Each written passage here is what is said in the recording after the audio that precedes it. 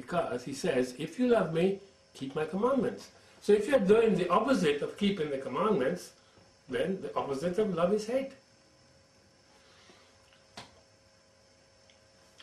So if you discover that you have got relationship bonds, or you know, now that I'm pointing it out, you realize that you sowed, quote, as they like to say, your wild oats in your teenage years, then you need to pray that those bonds be broken.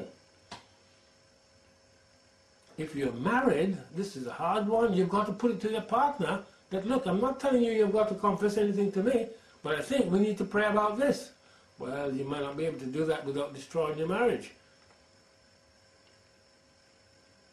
But you better pray about the situation yourself. You know, if someone wanted me to pray for them, I would certainly do so, but I definitely would not, repeat, would not want a single detail of their multiple affairs. 2 Corinthians 6:14 says, Be ye not unequally yoked together with unbelievers, for what fellowship hath righteousness with unrighteousness? And what communion hath light with darkness? Today, genuine believers are very, very hard to find, like the proverbial hen's teeth. But it is a huge mistake to be bound to an unbeliever. Now, I need to make it clear. You know, when I say an unbeliever, I do not mean somebody who believes exactly like you. I mean somebody who believes in, trusts, and obeys the eternal God, because you might have some very, very wrong teachings yourself. So I'm certainly not saying by this they should be attending your church. They should be serving the eternal God. Your church is probably wrong anyway. Just the fact that you claim, as many people say, my church. Yes, that's exactly what it is. It's my church. Nothing to do with God. So it makes absolutely no difference how much love you have for this person, or how beautiful or handsome or rich this partner of yours is.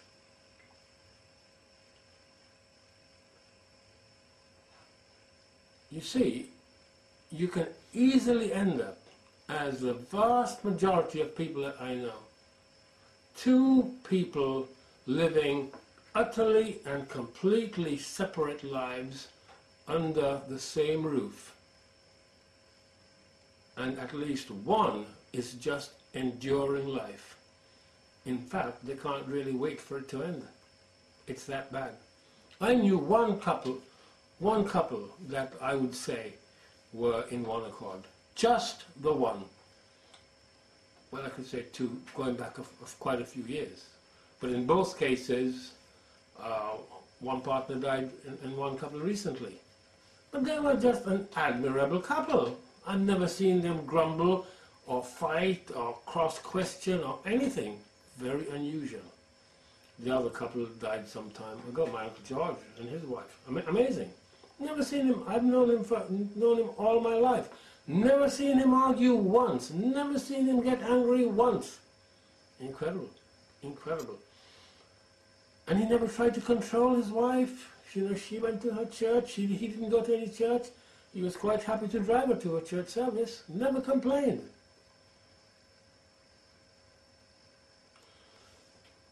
So now, I'm mentioning marriage. But in relationships, it's exactly the same, because I'm saying that once you sleep with somebody, you have to consider that person your wife. That completely rules out prostitution, doesn't it? Totally, completely rules it out.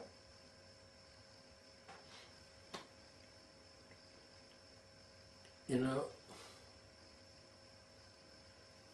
you can be in a relationship and it falls apart for whatever reason. Usually selfishness. Most of the time I speak to people, what comes out loud and clear is arrogance, pride, and selfishness. Sometimes you get fed up and you give up. I know a marriage is for life. I'm fully cognizant of the fact. But you give up. And you think that you're going to be so much better off the next time, because you're going to try so much harder. Many times it's better, but often the problems remain. You know, you've tried your best, you avoided the mistakes you made the first time. But you know, often it still turns out that the woman ends up, as I said, proverbially, but absolutely true, carrying the baby. She does. She gives her best years to these men, and most times the men waltz off. But you know, in Deuteronomy 22, it certainly prevents people doing that. God doesn't look at that kindly, whether the men walk off or the women walk off. It's not looked at kindly at all. Because Christ intends to marry his church, and he does not intend for his church to walk off. But at the moment, we have the people claiming to be the church of God are as far removed from God as they can be. You know, so I know so many people.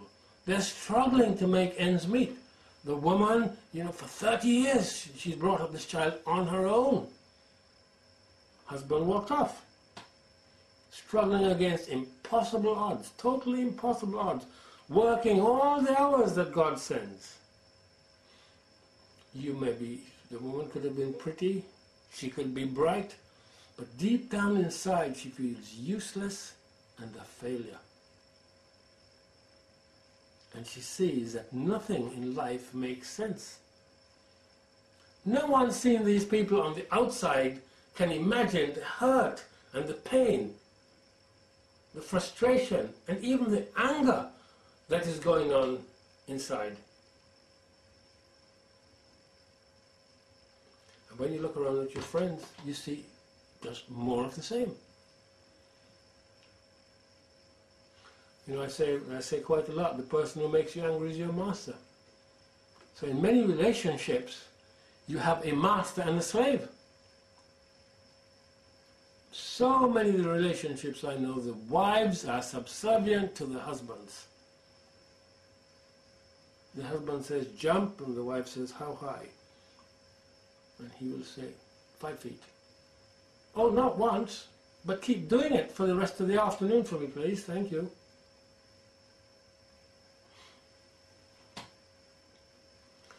You know, but then your husband rolls over in the bed and goes to sleep. And you lie down there counting the specks on the ceiling. You've run out of sheep long ago. But this can trigger all sorts of diseases. It will literally kill you. That is why when you go to these camps like Guantanamo Bay, they deprive you of many things, including sleep. And if you are there worried about whether your husband, your partner is faithful or not, you are really distraught by the way you have been treated, you are not going to be a healthy and wealthy person. But this is happening in supposedly Christian homes. I'm not just talking about the homes of unbelievers and atheists. That's why, you know, in Isaiah 11:2, we have just got to be so careful. We cannot judge by what we hear and what we see. We're going to get it wrong. It says in Isaiah 11:2, and the Spirit of the Lord shall rest upon him, speaking about Christ, the Spirit of wisdom and understanding, the Spirit of counsel and might, the Spirit of knowledge and of the fear of the Lord. Verse 3, and shall make him of quick understanding in the fear of the Lord, and he shall not judge after the sight of his eyes.